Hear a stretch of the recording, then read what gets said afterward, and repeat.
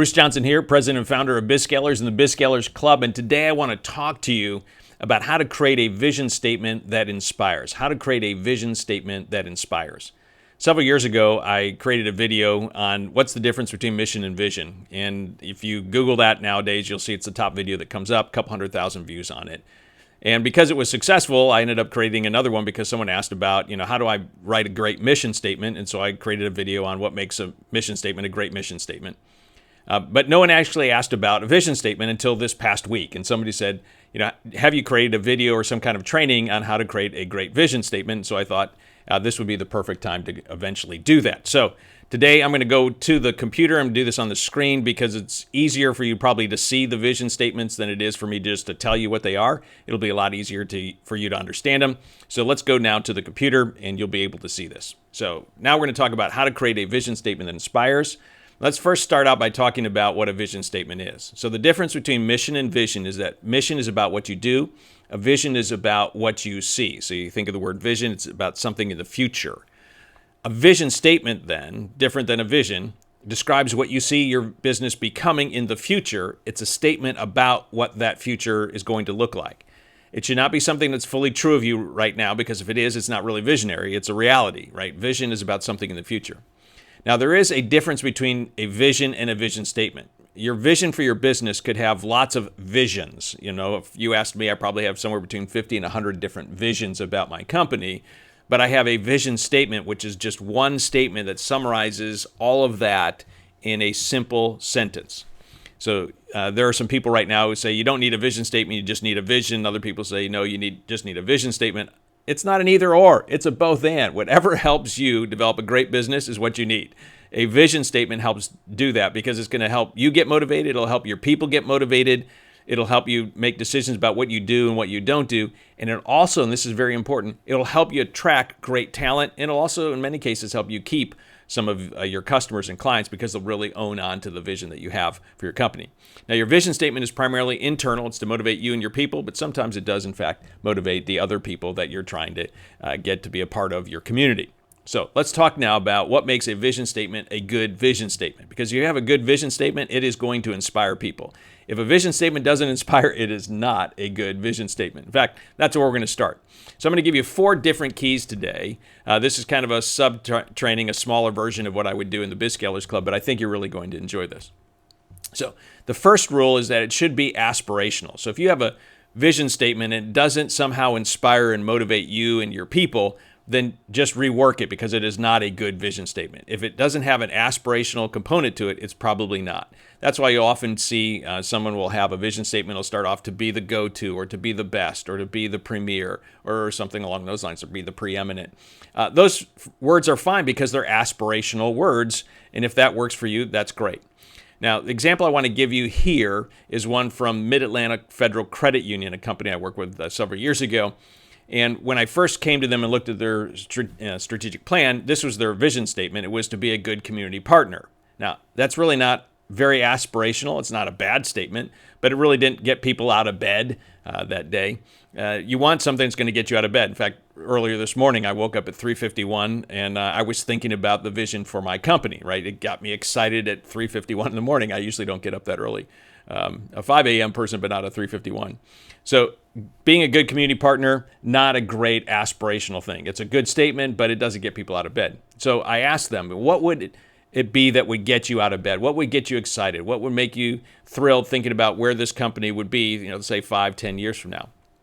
And as we talked about it, there was one statement, one phrase that people use that when someone would say it, I could notice the nonverbals. Remember, nonverbals always speak louder than verbals.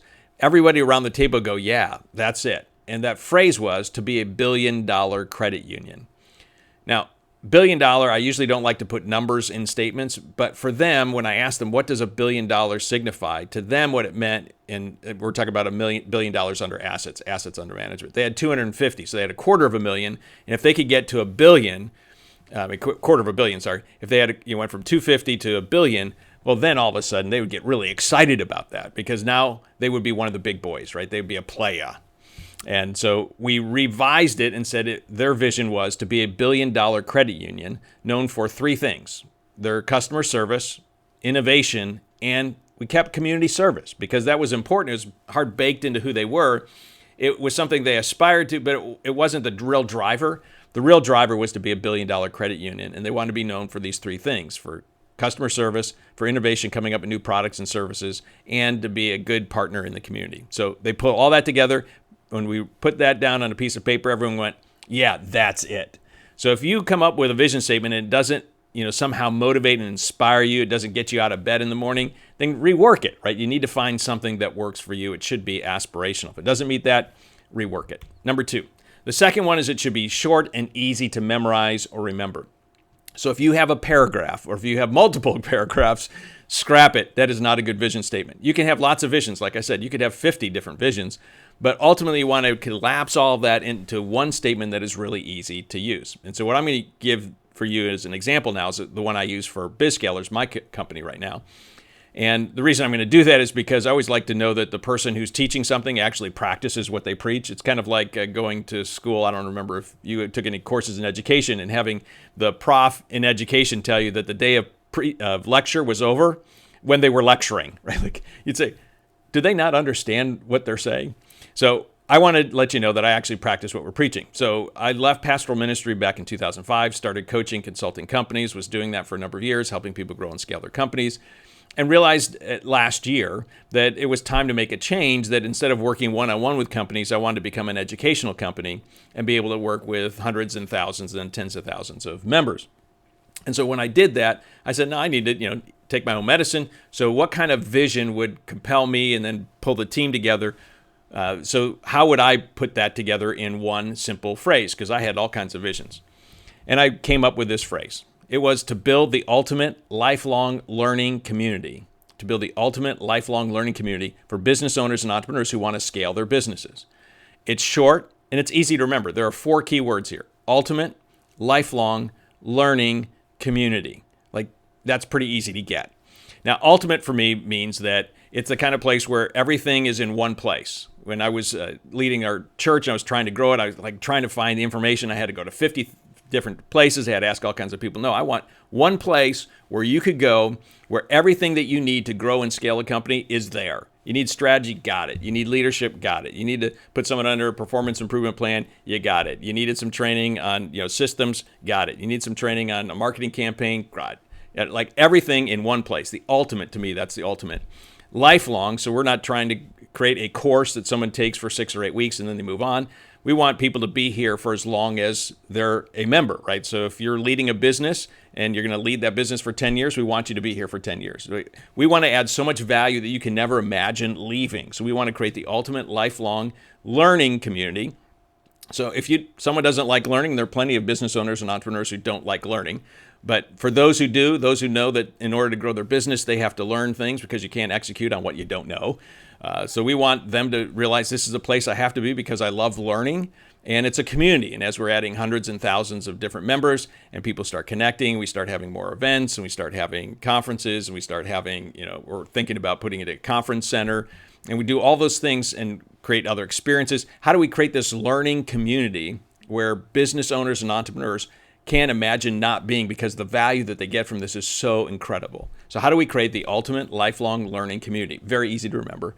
For who? For business owners and entrepreneurs. So it's not for, educators, for example, or government officials or something like that. And it's for those business owners and entrepreneurs who want to scale their businesses. So there are plenty of business owners and entrepreneurs who really don't want to scale at all, right? They just want to make an income and they're happy with that. That's fine, but that's not who we're after, right? So we want to create the ultimate lifelong learning community for business owners and entrepreneurs who want to scale their businesses. By the way, there's a double entendre in here.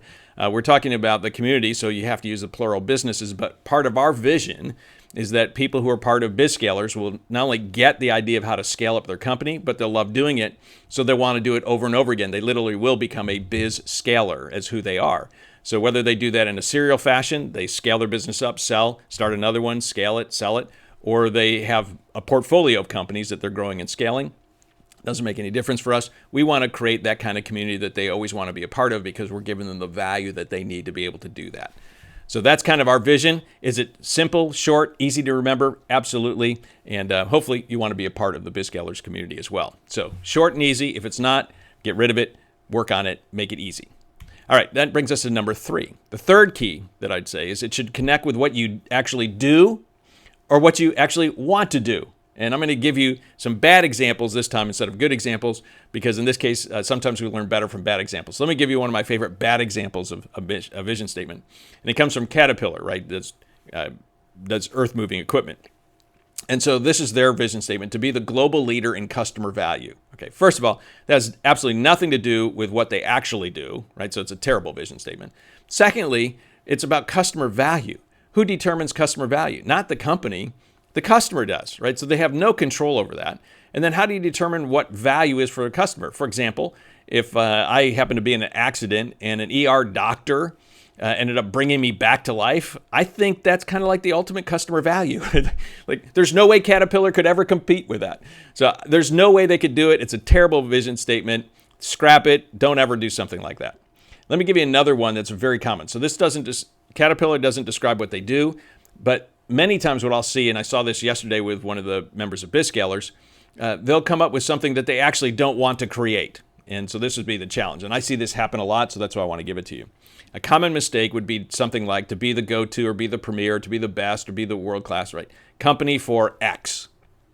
Now, I'm not going to tell you what industry this person was in, but this happens a lot because I see this quite frequently. And so what I said to this person, okay, let's just think about what this says. If you want to be the go-to company, and every area has some 800-pound gorilla, they have some big companies, they probably have some companies in every industry which are actually on the exchanges. And so I would say, so if you want to do this, and I have nothing against you going after this, by the way, if this is what you want to do, that's great. But what this is saying to me is that you plan on having thousands of employees at some point, that you're probably going to take on outside investment, that you might actually do an IPO and end up being on the exchanges, and you're going to do, and just kind of unpack all of that. And I say, now, is that exactly what you mean by this? And they almost always go, no. And I'm thinking, I knew that ahead of time, right? So to be the go-to company or to take on so-and-so, you have to just say, do I really want that? Is that actually the vision of what I have? And it's not going to inspire you to do that, because you're going to realize, I never want to be like that company, first of all. And secondly, you're never going to want to do the things that are necessary to get to that place. So don't use that as a vision statement, because it's not going to inspire you. It's not what you actually want to create. I've had people say, you know what, we want to change the face of healthcare. Okay, that's fine. I have nothing against that, but do you really envision that's exactly what you're going to do, that you're actually going to change the way that we have our healthcare policy, that you're going to be able to accomplish what, Congress can't, and then you're going to change the way that we deal with insurance, and you're going to change the way that, pharma handles what it does, and insurance companies handle their policies. Like, are you really thinking about that? And they always say, no. And I said, good. Well, then let's change your vision statement. Now, if your vision statement is to change healthcare and you're willing to do all that and take on that kind of investment, then go for it. Like, there's nothing wrong with it, but just make sure that your vision statement actually is what you want to do and not just something that sounds like a good platitude. So hopefully you get that. That's step 3, or key number 3. It should always connect with what you actually do or you actually want to do. And then let me give you one last one, and this would be, it should describe what you want to build someday in the future. So it should be partially true of you today, but it should describe what you want to build in the future. So the aspiration is the motivation thing, and also should be about the future. So I want to give you one from the local area here that I worked on maybe 3 years ago, the Charleston Metro Chamber of Commerce. And we were working on their strategic plan. We got to the vision statement. And the Charleston Metro Chamber is a little bit different than most little chambers, like the chamber that we have here in Mount Pleasant, which is similar to one I had back in Gaithersburg and Germantown. Usually has a couple staff, or one staff or maybe unpaid staff, and they're primarily focused in on small networking events and how do we get people to get some business together. The Charleston Metro Chamber at the time when we did this had somewhere between 35 and 40 employees, and it was focused a lot more, especially the top tier people, on these big issues related to what was going on in the whole region. So issues related to workforce development or infrastructure or education, et cetera. They were the really meaty things that group of people in that room really got very excited about. And so as we talked about what they really wanted to be and develop, we realized that they really wanted to be kind of at the center. They wanted to be the catalyst, and ultimately they wanted to be the leading catalyst for anything that was happening on a regional development here in the Charleston metro region, and they wanted to be one of the players for that. So we took all the other stuff and pushed aside. And we said, really, what motivates this team, the group of people here at the center, is they want to be the leading catalyst for these large regional advancement issues. But the people, when you have a larger chamber, are also professionals. So these are people who have been in chambers and worked in multiple chambers in different areas of the country for, in many cases, decades. And so they saw working in a chamber as a profession. And so as we talked about what really motivated them, it was actually thinking about the chamber profession itself and how could we influence other people around the country. And as we talked about it, really, they started realizing if we could come up with some ideas and models and we could educate other chambers around the world about how to do things differently and how to do things better, like that would really get us excited. And so as we worked on their vision statement, that's what we came to be the leading catalyst for regional advancement. And so you notice this one has a combination, and an international leader in the chamber profession. And when we put that together, the people in that room, their eyes lit up and they go, yeah, that's what we want to be a part of. That's what we want to create.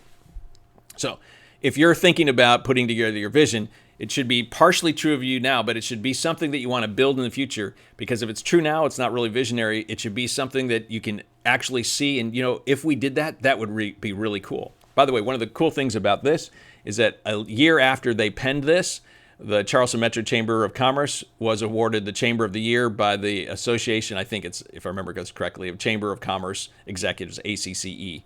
And, they're actually moving in that direction because that's their vision. So hopefully these 4 ideas really help you think through about how you could put together a good vision statement for your business. So the 4 rules again. 1, it should be aspirational. So if you put something together as a statement and it doesn't motivate and inspire you and your people, you need to rework it. Secondly, it should be short and easy to memorize. So if you can't, look at it, for a second, memorize it, and then repeat it, then go back and do it again, right? You got to make it short and easy, because if it's not, then it's not operational, it's not functional. And if it's not operational, why in the world waste the time with it? So short and easy to memorize. Third, it should describe what you actually do. Forget Caterpillar and customer value. That's too funny. Or it should also describe what you actually want to do. So think about it. If this actually came true, would we want that? No. Okay, back it off and find something that actually fits what you want to do. And then finally, it should describe what you actually want to build someday in the future. So there are some people who will say, you need to get a vision statement that is rock solid for the next 20 or 50 years. I don't know why that rules around, especially in the way the world changes today. It's so fast. I would sit there and say, listen, if you change your vision statement a year from now or 2 years, that's fine. I would suggest that you should come up with a vision that you think for the next 3 to 5 years will guide you. If it can guide you for the next 10 or 15 or 20, awesome. But there's nothing wrong with changing. Apple Computer, right, was a computer company, and then they got a different vision, and they became also a media company, and now they, then they added cell phones. They've added things to their vision that weren't part of their vision before. Like, should they have not done those things? No. You're going to constantly update and change your vision, and there's nothing wrong with doing that at all. You just want to put together one sentence that kind of pulls all of those different visions together in a way that everyone kind of gets it. And when everybody gets it, it should polarize, it should motivate and inspire all of you to want to build something great. And it should help you attract some other talent, because they'd say, hey, I want to be a part of that thing as well. So hopefully that gives you a couple things to think about as you're trying to create a vision statement that actually inspires. And if you have some questions, feel free to follow up with me. Hopefully you found this video helpful and this training helpful. If you did, I encourage you to pass this along to some other business owners and entrepreneurs, because this is something that almost everyone that I've ever met struggles with. In fact, I've very rarely, in fact, I can't even think of a time over the last decade plus that I've been doing this that I've ever seen a vision statement that stood the test of having a conversation with me, right? They almost always need some help because they're usually not great. So pass this along to some other people. And then if you are watching this by video, make sure you subscribe to the YouTube channel. If you're listening to this by a podcast, subscribe there as well. Because as you can guess now, my commitment to you each and every week is to make sure that I'm creating content that is actionable and tactical that you can use right now to begin to grow and scale a more profitable business. So until our next edition, I wish you well to your accelerated success. Bruce out.